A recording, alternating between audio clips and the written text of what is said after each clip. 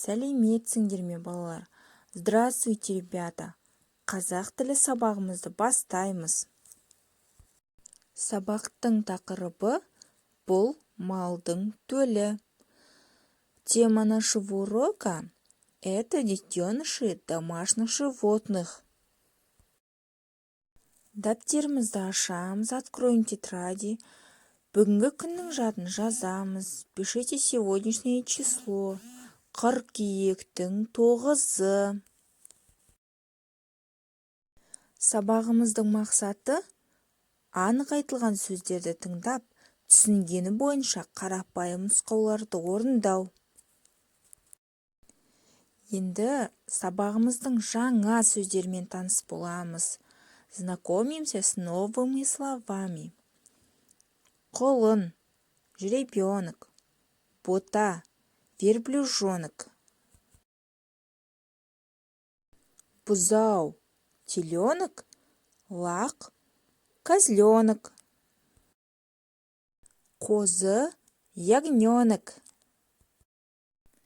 Оқылым. Үшінші тапсырма. Мәтінді оқы. Читаем текст. Біз малдың төлдерін жақсы көреміз. Мы любим дитя животных. Маған құлын ұнайды. Мне нравится жеребенок. Ал ағама бота ұнайды.